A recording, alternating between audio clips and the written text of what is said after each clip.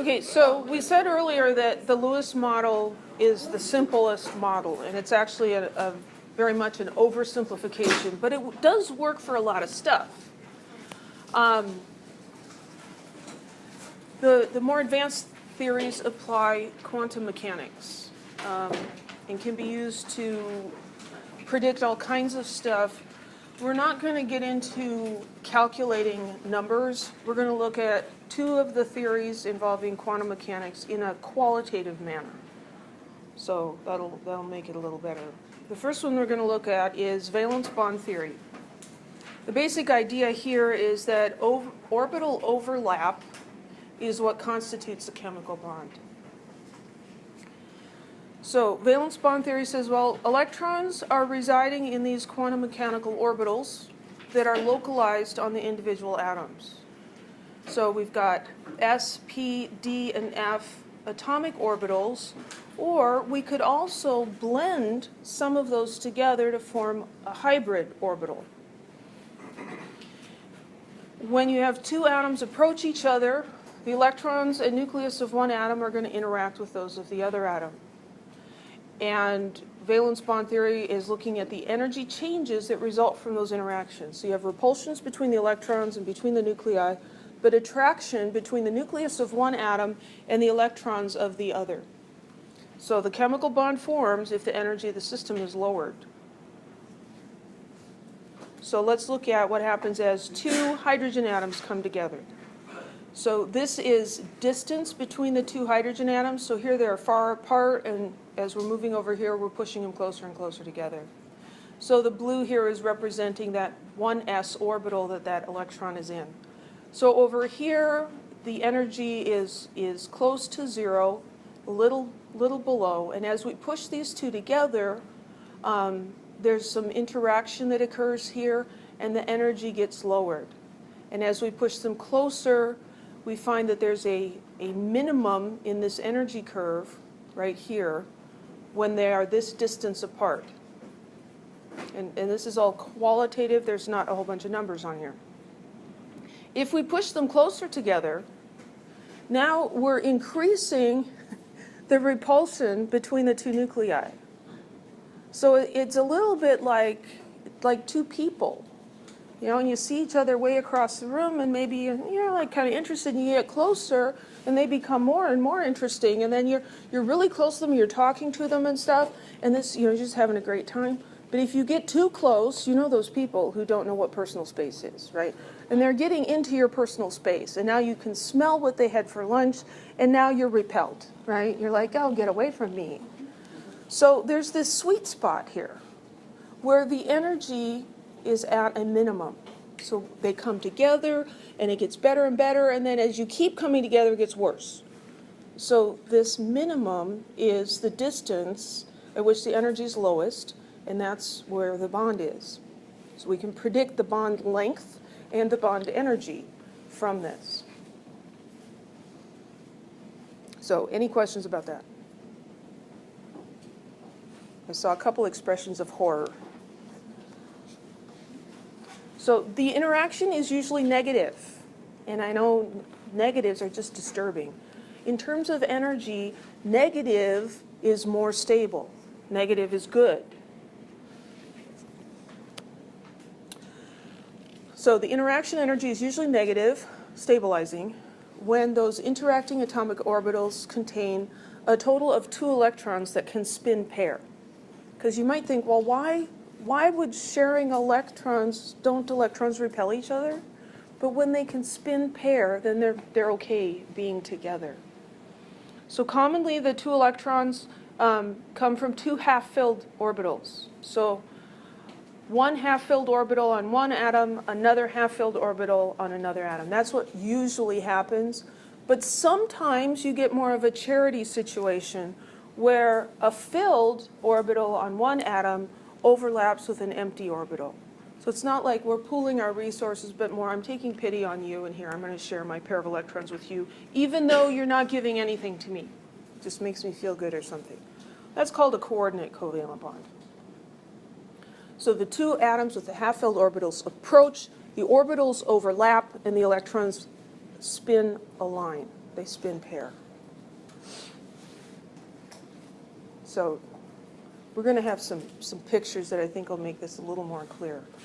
So the valence electrons of the atoms are in these quantum mechanical orbitals, the s, p, d, and f. When we have overlap of two half-filled orbitals, those half-filled orbitals each have one electron, right? Those two electrons pair up. The geometry of those overlapping orbitals determines the shape of the molecule. And so we're going to see that valence bond theory explains the shapes that we observe. Okay. We're going to see a lot of pictures like this. Okay, so here is a hydrogen orbital diagram, right? It's got one electron in the 1s orbital, right? A half-filled orbital. Here's another hydrogen, same orbital diagram. Here are the valence electrons for sulfur. 3s2, 3p4. So what happens is there's two electrons in this s orbital, they're paired up, and then the four electrons in the 3p, two of them pair up and two of them are unpaired. These two unpaired electrons, these orbitals can overlap with these orbitals, and that's the illustration here. This is the filled p orbital. The s orbital is the blue thing in the middle here. This is one half-filled sulfur orbital, and this is another half-filled. It overlaps with the hydrogen. So let's throw some colors in there. So this is, can you see that? Green.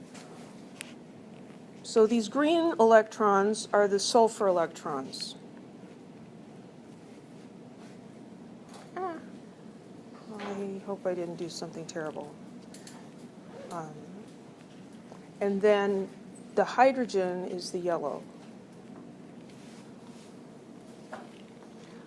So hydrogen has this one yellow electron in its 1s orbital, the spherical orbital. And here's p orbital that has one electron in it for sulfur. That would be one of these guys. Now this arrow was right side up, and this arrow's upside down. Electrons can flip. And so they're going to pair up so that they can be together in this shared orbital here. This pairing then and the overlap attracts the sulfur and the hydrogen and bonds them together. And here's another hydrogen with its one electron overlapping with the p orbital from the sulfur. Any questions? No? Clear as mud, right? Yeah. Clear as mud. Well, if we just overlapping atomic orbitals, this doesn't explain the geometry and the bond angles that we actually observe.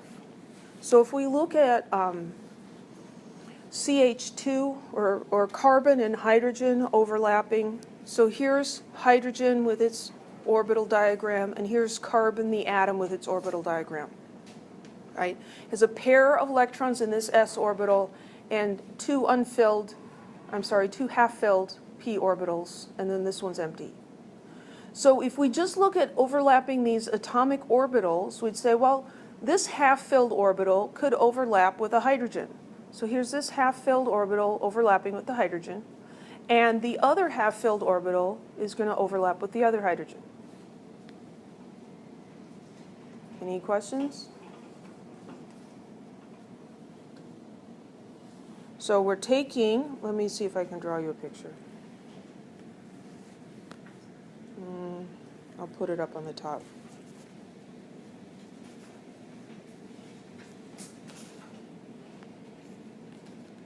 So this is hydrogen. It has one electron in a 1s orbital. And here is one of carbon's p orbitals. And it's got one electron in it. So we're going to bring these guys together, and as they come together, they overlap. It's like, actual balloons, right? You bring them together. Because they're not, these are solid, so they just run into each other. but you bring them together and they're going to overlap with each other. The electron in one of these electrons is going to have to flip. I'll just make it that one flipping. And so it can pair up with this. And so that's what we're trying to illustrate here. The p orbital has these two lobes, but just one end is going to overlap with this hydrogen. And this is the other one. Okay? Kind of getting the idea? Question? So for carbon, it wouldn't go into the other p orbital. It would just pair with electrons already in carbon. Well, this is what we would predict based on what we've talked about so far. Okay. And we're going to find out that it's not quite right. So if this is what happens, the p orbitals, remember, are there's three of them and they're at right angles to each other. There would be another p orbital coming straight out at you, but that one's empty, so we didn't draw it. But this would predict that the bond angle here would be 90 degrees, and that carbon and hydrogen would bond with a formula of CH2. This is what else are they going to do? Half-filled orbitals overlapping, right? But it's not what we observe. What we actually observe in a reaction between carbon and hydrogen is that we get methane, CH4. It's tetrahedral, 109.5 degree angles. So what do we do with that?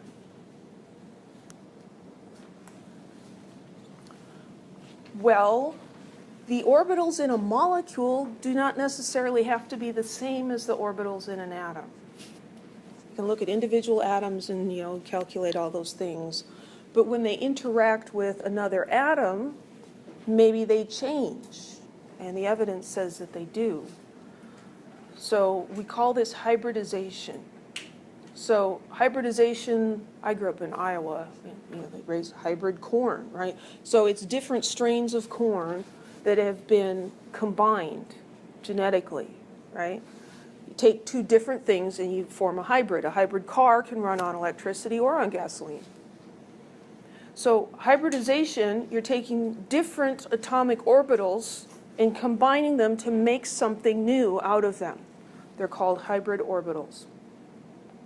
Those orbitals are mathematical functions, and so you can combine the mathematical functions, and there's all kinds of math you can do with this.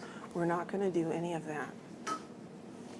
But when we combine those hybrid orbitals, they are going to correspond more closely to the actual distribution of electrons in the molecules. They're still localized on each atom, but they have different shapes and energies. So let's look at what those are. Hybrid orbitals minimize the energy of the molecule by maximizing the overlap. The more overlap you have, the more stable it is, and the lower the energy. One of the problems with those p orbitals is they've got half on one side of the atom and half on the other. And so when that overlaps with another atom, only the one lobe could overlap. In the hybrid orbital, the shape of it gets changed, and so it can overlap better.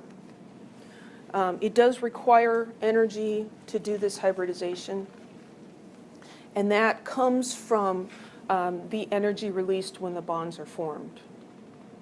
So what we're going to look at is a simplified version. We're just going to hybridize interior atoms.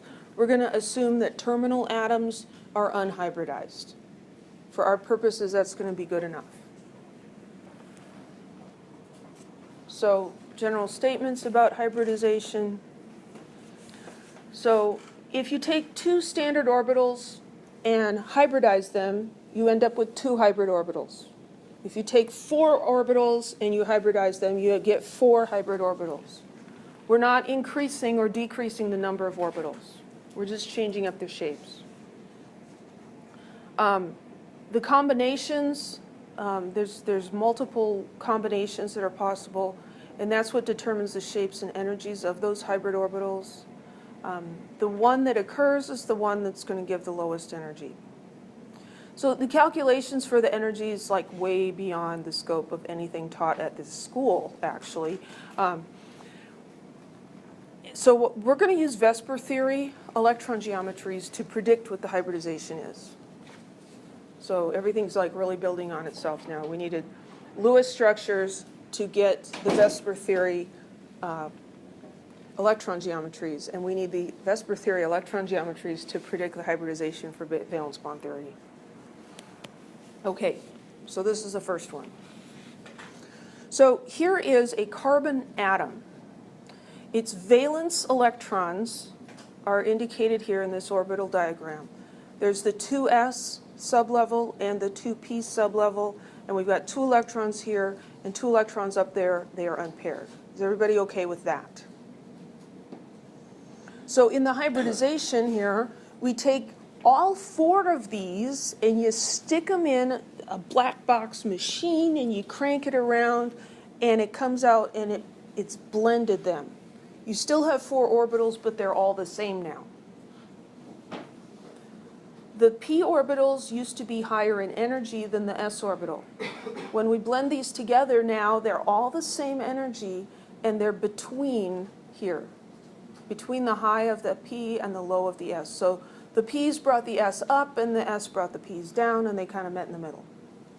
So we've got 4 hybrid orbitals. They're said to be degenerate, same energy. So if we're putting 4 electrons into 4 orbitals, 4 people in 4 beds in the same room, they're each going to take their own bed, right? So now we can have 4 unpaired electrons. And each of these can overlap with an orbital on a different atom. Any questions? Well, what does this look like? We're taking this s orbital and 3 p orbitals, and we're adding these functions together. We're combining them, averaging them, and these are the shapes we end up with. They remind me of turkey drumsticks, right? We took 4 of these, and we end up with 4, but they have different shapes. So they're kind of like a P, because they've got 2 lobes, but one lobe's a lot bigger than the other, and that's the influence of the s orbital. There's 4 of them. They're going to want to spread out, and they're going to make a tetrahedron. So what we usually do for simplicity is we don't draw this little lobe. It's not as important, and it makes the drawings even more complicated, and they're already bad enough. So if we put all 4 of those together, we get this tetrahedral thing of sp3 orbitals. Any questions?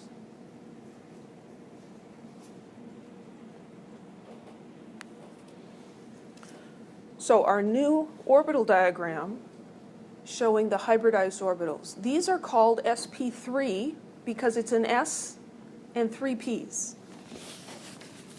Very clever, huh?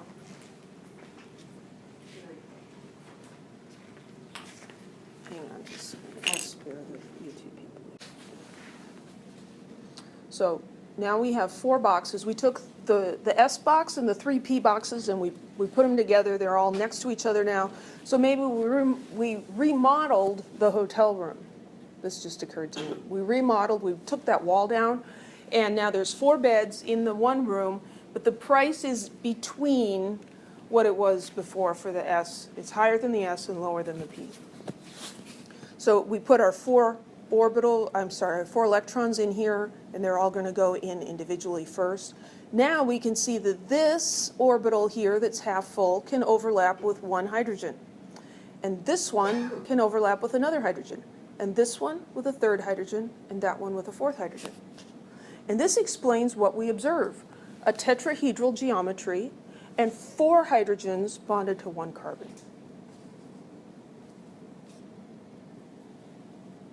This arrangement, back, where did it go? Oh, back here. This would predict that you bond with 2 hydrogens and you have a lone pair. And that's not what we observe.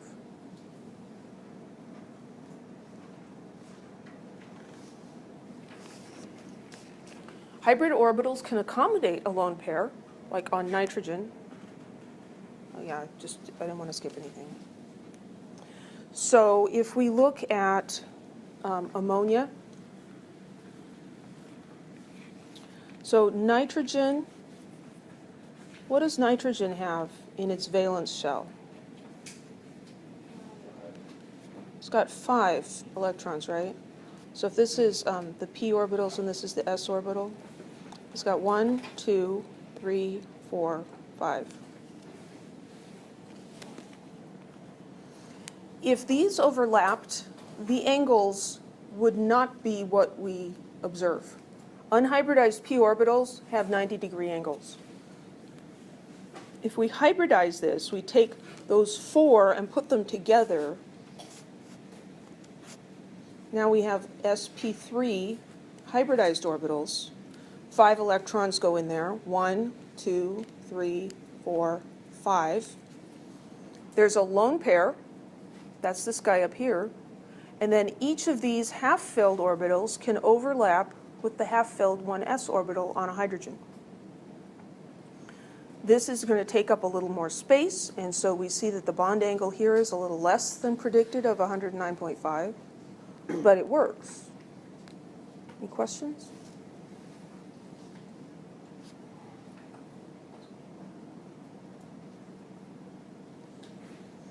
I had a question. Uh-huh.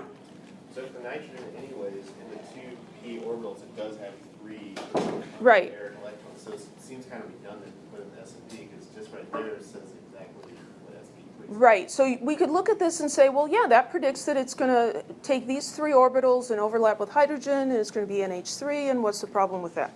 That's what you're saying, right? Exactly. Right, but what's the orientation of these p orbitals? 90 degrees. And this one is spherical. So this would predict that we have 90-degree angles between nitrogen-hydrogen bonds, and we don't. They're very far from that. They're 107, so a lot bigger. Hybridizing the orbitals, now these are going to take on a tetrahedral shape, and that we would predict that the bond angles would be 109.5. They're not quite, but that lone pair, what that lone pair does, besides being more repulsive, it tends to reduce the atom's tendency to hybridize. So it hybridizes, but not equally. It's less complete. We're mostly just not even going to think about that. It's there. Does that help? I see your point, but it doesn't match up with observed bond angles. So it can't work. What about double bonds? Well, double bond happens when you get an sp2 hybrid. So we're taking 1 s orbital and 2 p orbitals, and we're going to hybridize those, and that's called sp2. So those are those 3. And then we're leaving this one out of it, leaving him alone. So we have an unhybridized p orbital.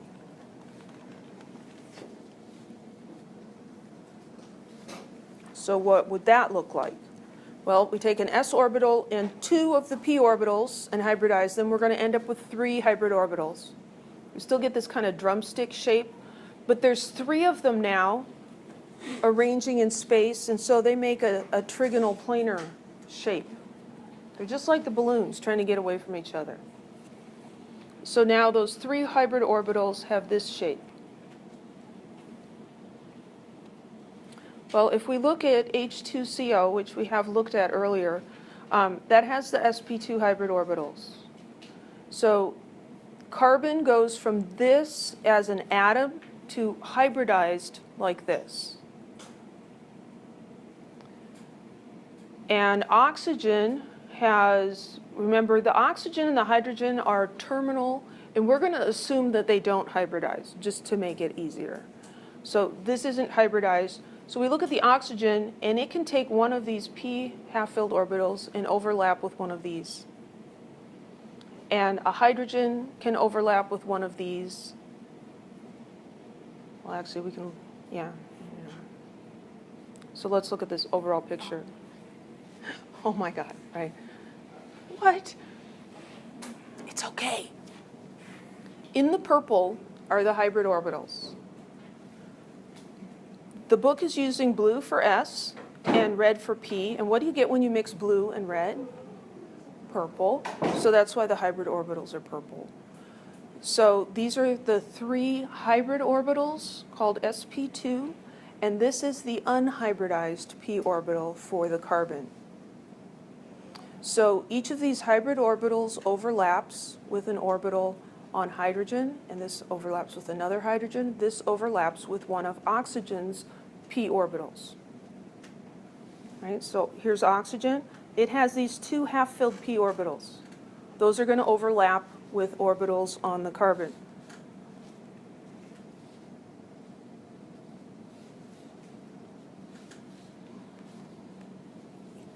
Okay, so here's the unhybridized p orbital on carbon and the unhybridized p orbital that's half full on the oxygen. So these guys are like this trigonal bipyramid.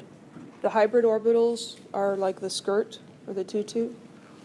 And this unhybridized orbital is going to be up and down. So over here, oxygen also has one of those, and these overlap in a side-to-side way.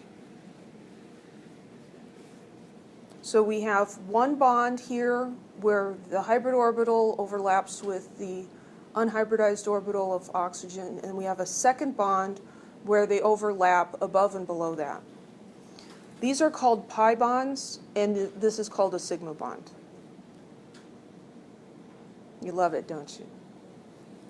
Like, what are you doing to us? So pi bond and sigma bond both have each other bonds.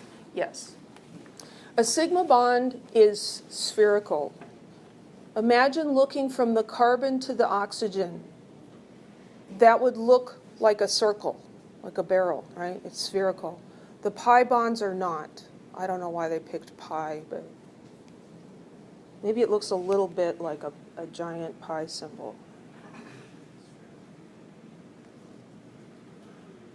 And pi, I don't know.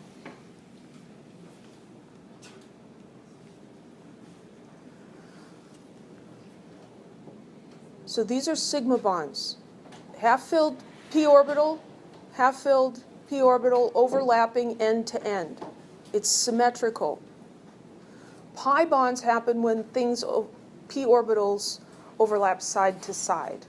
So these guys come near each other and they kind of smush together at the top and the bottom. This is one bond. It looks like two, but it's just one bond.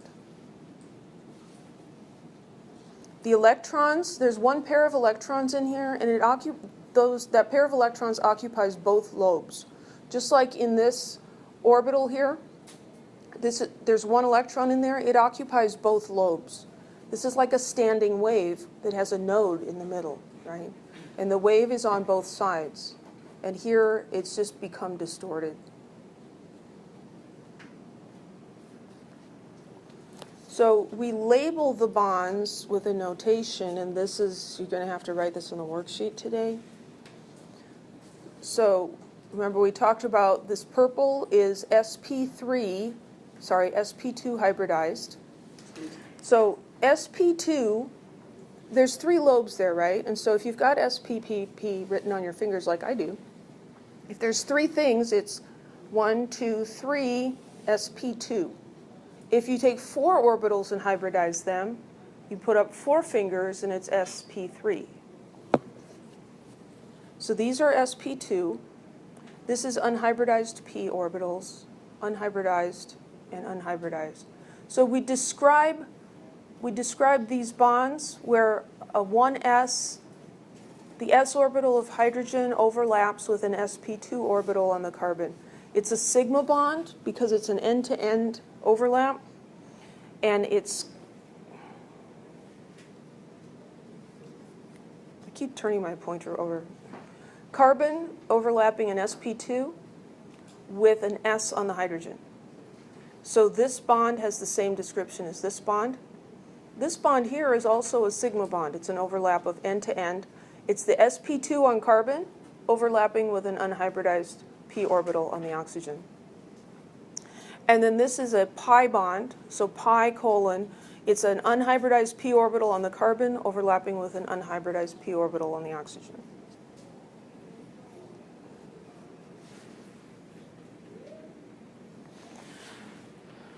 So we get a lot more insight from valence bond theory.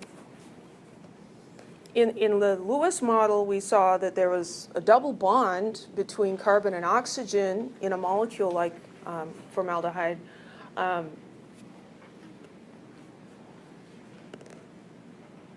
But it didn't tell us that those were actually two different kinds of bonds, and they are. In valence bond theory, a double bond is always one sigma and one pi bond.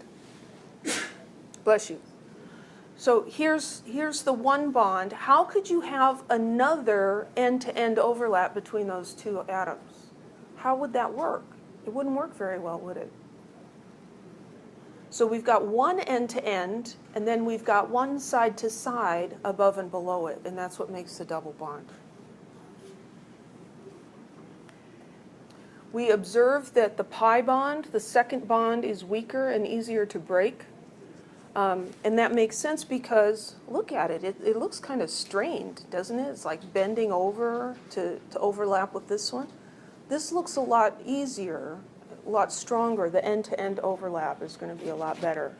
So this sigma bond is the strong one and the pi bond is the weak one. And we observe that experimentally as well, that one of the bonds is a lot easier to break than the other.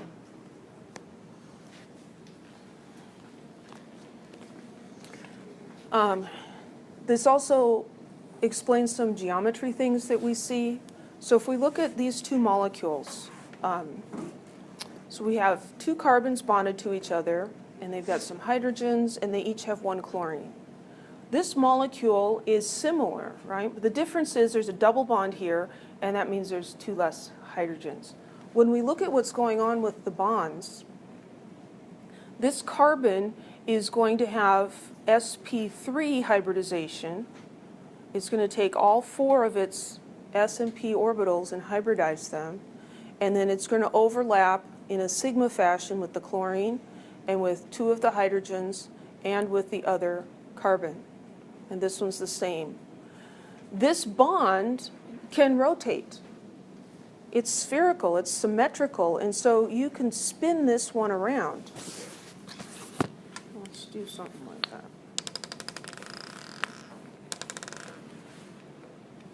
Okay, so this is a little bit like that.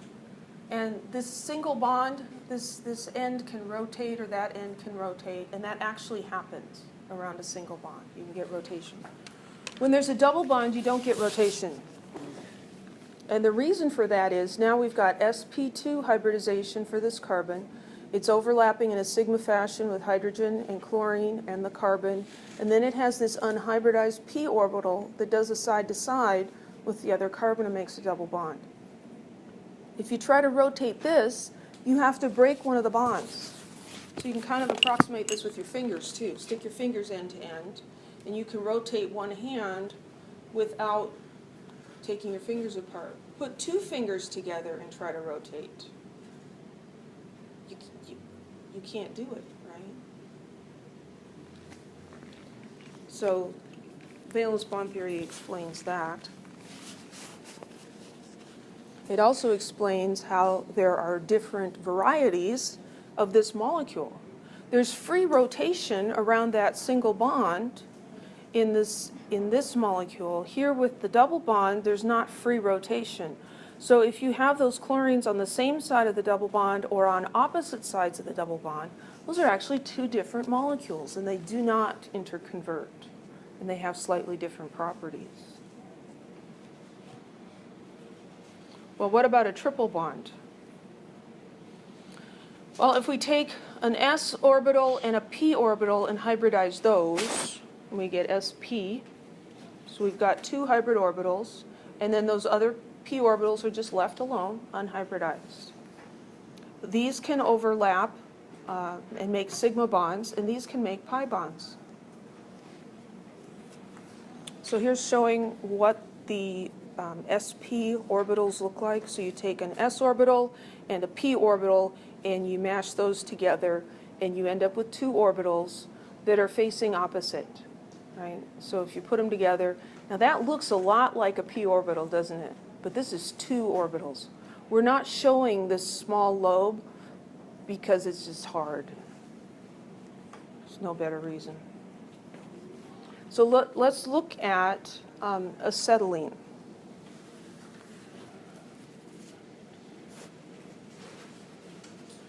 So this is the Lewis structure for acetylene.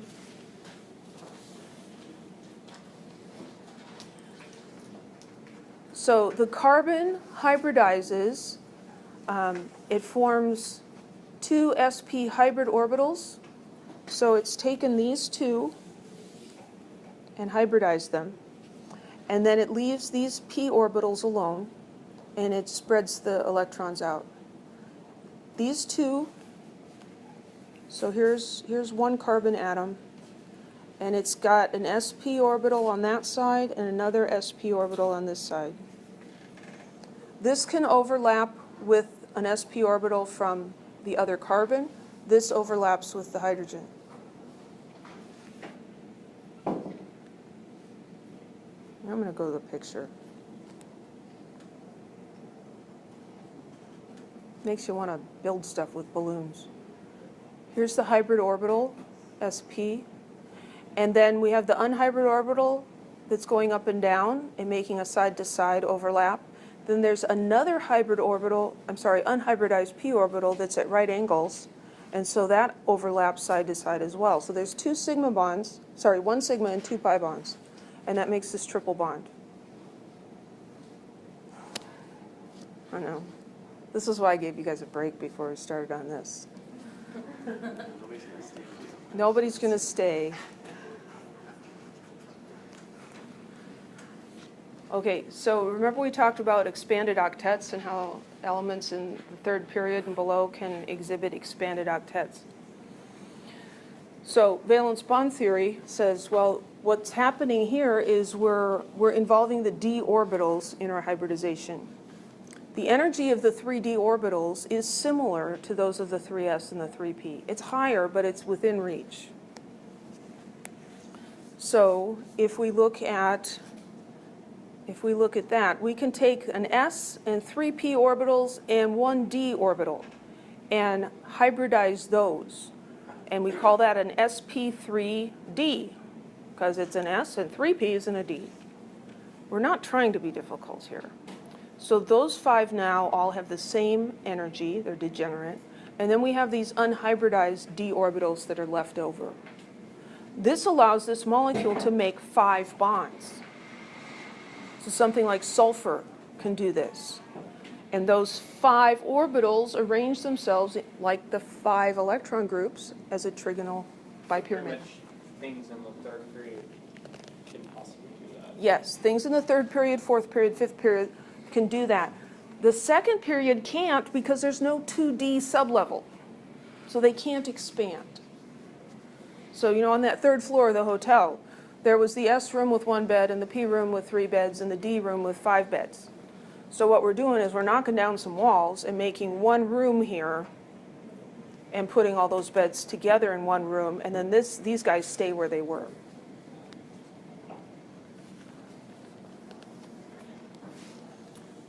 So we looked at molecules like this and predicted the shape, right, using Vesper theory, 5 groups, and this makes this trigonal bipyramid.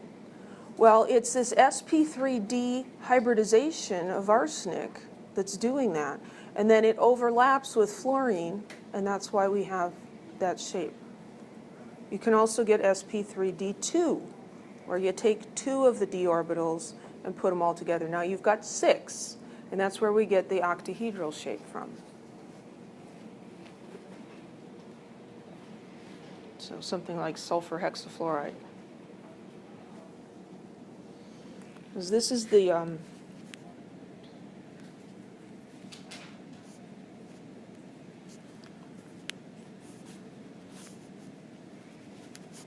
so sulfur, right? 3s and 3p and 3d. How many valence electrons does it have? 6. 1, 2, 3, 4, 5, 6. So this is the atom's orbital diagram. But it can hybridize so that all of these guys can have their own beds. So it's like we're going to annex 2 of those beds from the D room, and now we're going to have this big old room.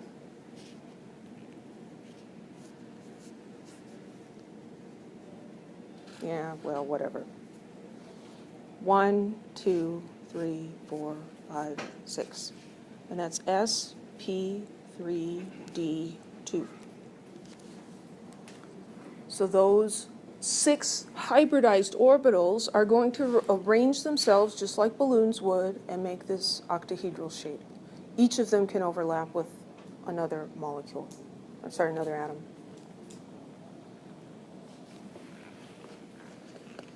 So how do we figure this out? What's the hybridization scheme? Well, the rigorous method is rigorous, and we're not going to do it. We're going to go with good enough for Chem 1A, right? We're going to figure out the hybridization scheme from the electron geometry of the interior atom. It's not 100% accurate, but it's good enough. Okay, so this is going to be based on number of electron groups. So if there's 2 electron groups, so I would actually, I'll pass the Sharpie around. You can write this on your fingers. If there's 2 electron groups, I put up 2 fingers. It's going to be sp hybridized. If there's 3 electron groups, 1, 2, 3, it's sp2. If there's 4, it's sp3. Okay? How do 4 things get away from each other? When they're tied to a single point, they make a tetrahedron. 3 things make trigonal planar, 2 things linear. This part is the same as Vesper theory. If you've got 5 groups, well, you went through sp3, and then I ran out of fingers, right? So, but there's a D. Then you go into the Ds, and 6 is sp3d2. So here are your instructions. You're going to need this for the worksheet. You start with the Lewis structure. That's what you did in worksheet 9A. Okay, we drew the Lewis structures. Use Vesper theory to predict the electron geometry, looking at the number of electron groups. Pick the correct hybridization based on the electron geometry. So use your fingers like we just talked about. Sketch the molecule beginning with an interior atom and its orbitals, and then show the overlap with the appropriate orbitals on the terminal atoms. And then label everything using that sigma and pi notation. Okay, so let's do one. Xenon hexafluoride. I have to start with the Lewis diagram.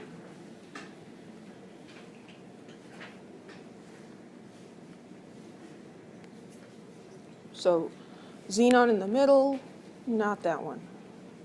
This one. Xenon in the middle. And then the fluorines around it, right? How many valence electrons in total? 4 times 7 is 28, plus 8 is 36. So 2, 4, 6, 8, 10, 12, 14, 16, 18, 20, 22, 24, 26, 28, 32, 34. Where do the last 2 go? On the xenon. Because xenon is in period 5. He's got d orbitals that he can expand into. So we're going to look at how many electron groups are around the central atom. 5. So we do the finger thing. 1, 2, 3, 4. Okay, I ran out of fingers. Got sp3 and I need one more. The hybridization is sp3d.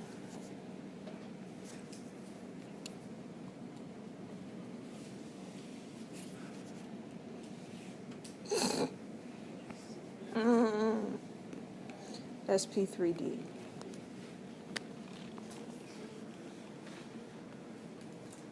So if we think about xenon,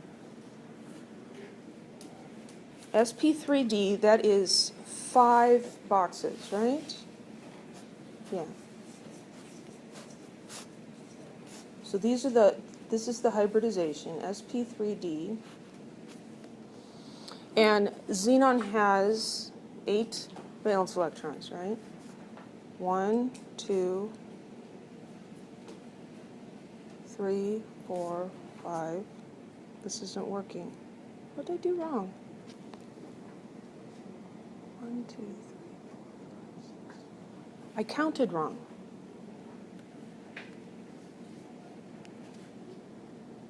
Yeah, right? Okay. There's 6 and 6 and 6 and 6. That's 24. 26, 28, 30, 32, 34, 36. I counted wrong. Okay, so 6 isn't sp3d, it's sp3d2. Need another box. Need a 2 on here. 8 electrons, 1, 2, 3, 4, 5, 6, 7, 8. We put those 8 electrons into these hybrid orbitals, and this is predicting to me that there's going to be 2 lone pairs and 4 bonds. Look, there's 2 lone pairs and 4 bonds.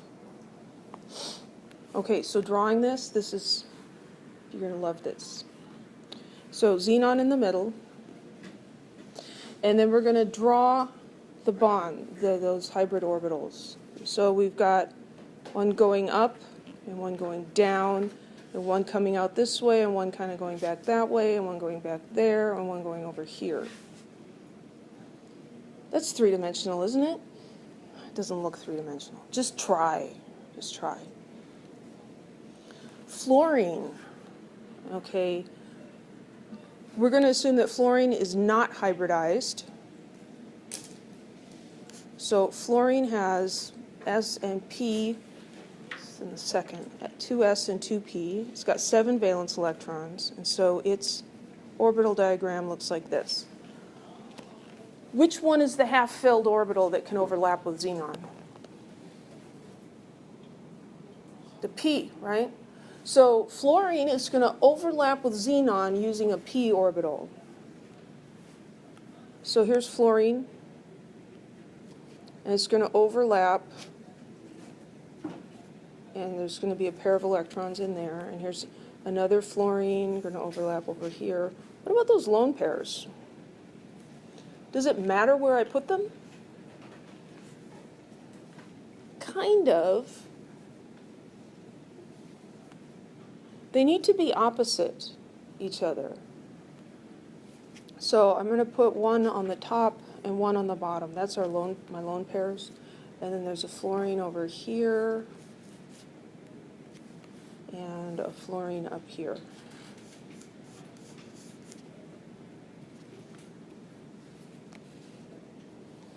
These guys are coming out of the page at you. These are behind. And then to describe this, I've got, what kind of a bond is this? Is it sigma or pi? It's a sigma. It's an end-to-end. It's symmetrical. So I've got a sigma bond, and that's between xenon. What kind of an orbital is that on xenon? It's this hybrid orbital. A xenon sp3d2 overlapping with fluorine, an unhybridized p orbital. So that's minus sign. Pardon me? Minus sign. That's a dash. Oh. I should have written it somewhere else. So sigma, colon, xenon, and we say what the hybridization is or what the orbital is. It's an sp3d2 hybrid, dash, fluorine, p orbital. And each of those bonds is the same. There's 4 of them. Any questions?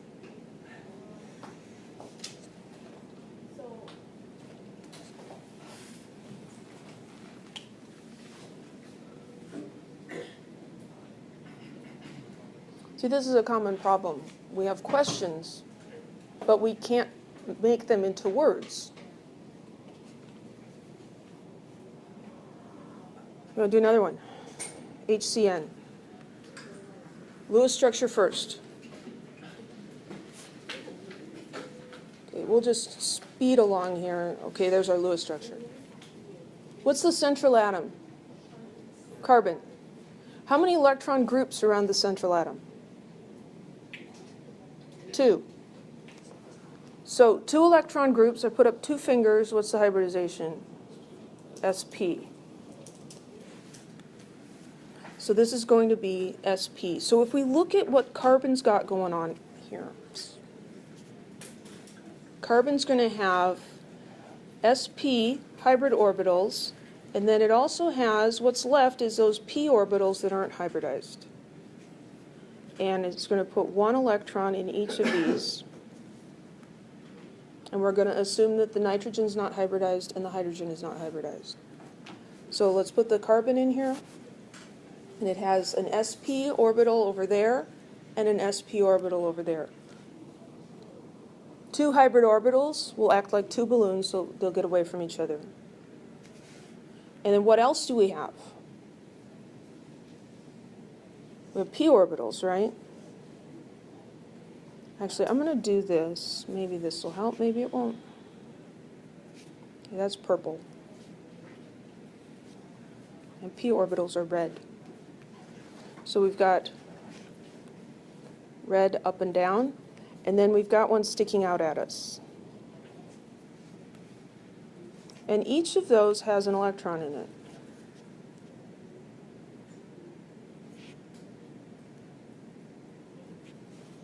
This is one orbital, this is one orbital, this is one orbital, and that's one orbital. So the sp is one orbital?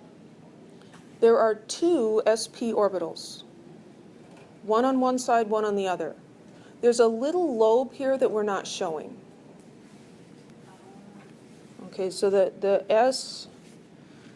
sp would be one like this and one like this. And we're just ignoring the little piece on the other side. So over here, carbon is going to overlap with hydrogen.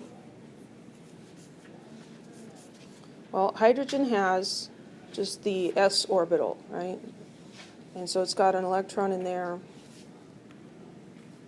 And so to describe this, that's going to be, it's a sigma bond because it's an end-to-end. And what kind of an orbital on carbon is that? It's the sp hybrid. And it's overlapping with hydrogen, which has what kind of an orbital? Just an s, right? So that's this bond. Now over here, we've got nitrogen. So let's look at nitrogen's orbital diagram.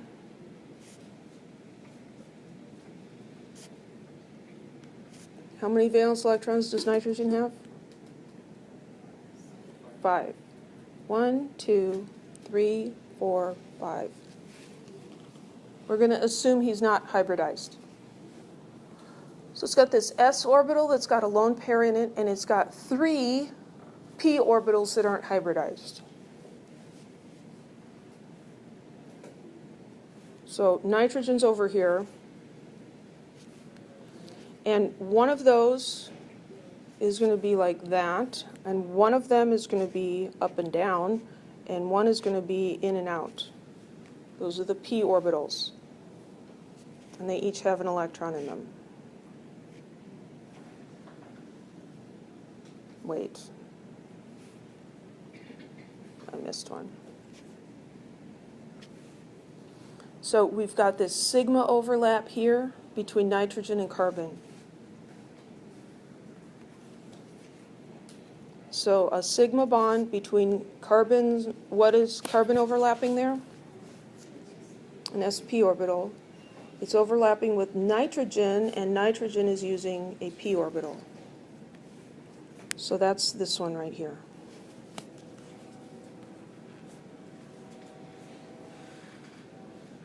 And the unhybridized p orbitals make pi bonds, p-pi, right? So they're going to overlap side to side.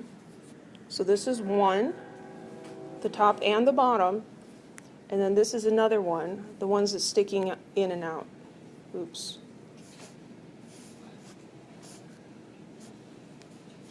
I know, this makes your head hurt, doesn't it? This is about where I'm always afraid that people's heads are going to explode. Hasn't happened yet, but that would be a pi bond, because it's side to side. What is carbon using? Those are the p orbitals. It already used the sps in the sigma bonds. So it's using a p orbital here. And what is nitrogen using? P orbital. And the other one is also carbon with a p and nitrogen with a p.